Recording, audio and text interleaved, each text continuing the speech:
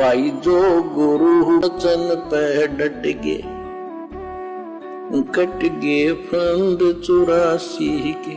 संत जम्भेश्वर महाराज जी के विचार, यानी हजरत मोहम्मद जी को लेकर संत जम्भेश्वर जी महाराज एक राजस्थान में संत हुए हैं।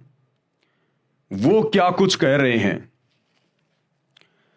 इसी बात की गवाही संत जम्भेश्वर जी महाराज विष्णोई धर्म के प्रवर्तक ने दी है शब्द संख्या 12 में। महमद महमद न कर काजी, महमद का तो विषम विचारूं। महमद हाथ करद ना होती, लोहे घड़ी नसारू। महमद साथ पयंबर सीधा, 1,80,000। और महमद मर्द हलाली होता, तुम ही भये मुर्दाऊ। भावार्थ किया गुरुदेव ने। संत जम्भेश्वर जी ने बताया है कि हे काजी, आप उस पवित्र आत्मा मोहम्मद जी का नाम लेकर जो गाय या अन्य जीवों को मारते हो, उस महापुरुष को बदनाम कर रहे हो। हजरत मोहम्मद जी के विचार बहुत नेक थे, आप उनके बताए मार्ग से भटक गए हैं। मोहम्मद जी के हाथ में करद यानी जीव काटने का छुर्रा नहीं था, जो लोहे के आयरन पर घण से कूट कर तैयार होता है।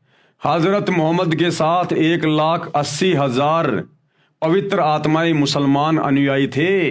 वे तथा हजरत आदम से हजरत मोहम्मद तक नबी हुए हैं। वे सीधे साधे थे तथा नेक पैगंबर थे।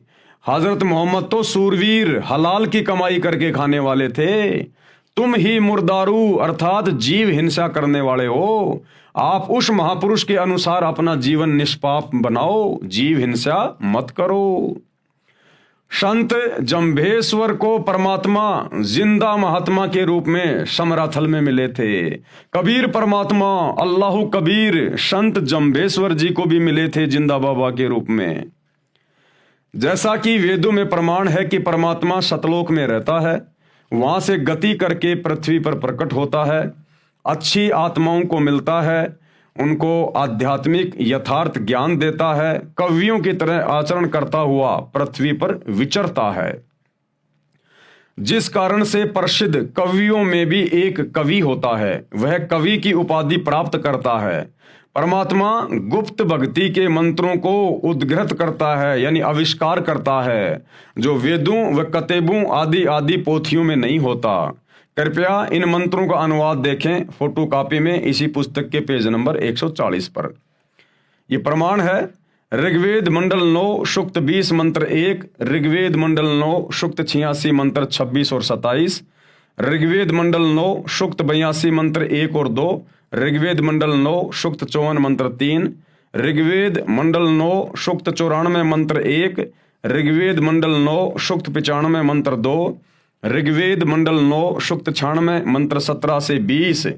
जैसा कि पूर्व में लिख दिया है कि हजरत मोहम्मद जी तथा अन्य कई महात्माओं को परमात्मा जिंदा महात्मा के रूप में मिला था, उसी प्रकार महात्मा जम्भेश्वर जी महाराज को समराथल में जिंदा संत के रूप में परमात्मा मिले थे। कबीर जी। प्रमाण श्री जम्भेश्वर जी की वाणी संख्या 50 का कुछ अंश।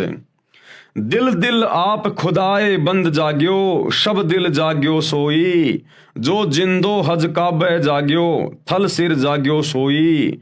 नाम विष्णु के मुश्किल गाल रे, ते काफिर शैतानी। हिंदू होय का तीर्थ नावे, पिंड भरावे ते पण रहा इवाणी।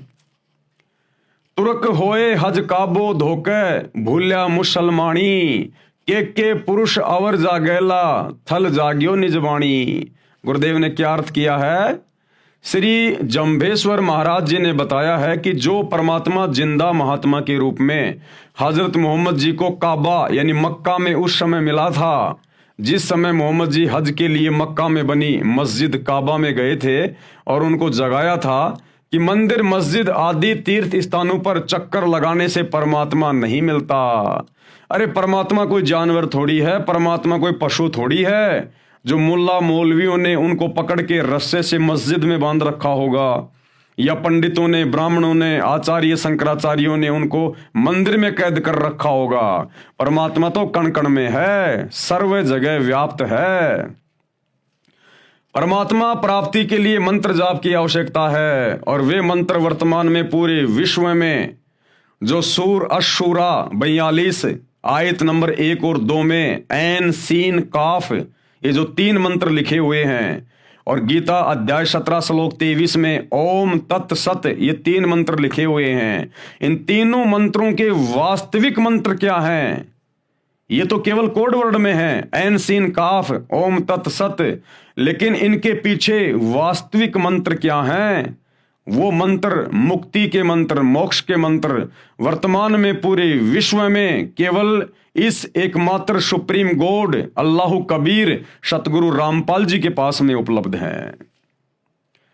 श्री जम्भेश्वर जी महाराज ने फिर बताया है कि वही परमात्मा थलसिर यानी समराथल स्थान राजस्थान प्रांत में आया और मुझे जगाया।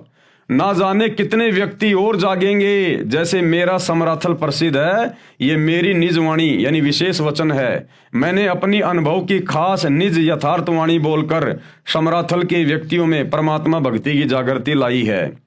सत्य से दूर होकर मुसलमान अभी भी काबे में हज करने जाते हैं, वहां धोख लगाते हैं यानी सिजदा करते हैं, पत्थर को सिजदा करते हैं जो व्यर्थ है। इसी प्रकार हिंदू भी तीर्थ पर जाते हैं, भूतों की पूजा करते हैं, पिंड भराते हैं, ये सब व्यर्थ साधना है। जो गुरु वचन पे डट गे, कट गे फंद 84 के, कट गे फंद 84 के, कट गे फंद 84 के।